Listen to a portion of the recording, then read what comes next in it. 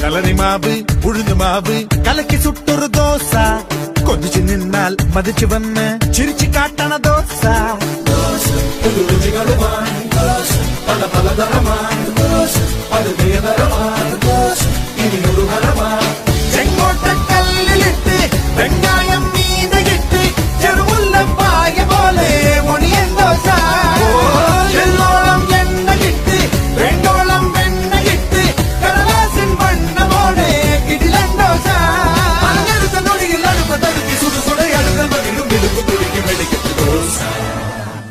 ദോശയ്ക്കൊറുമ്മ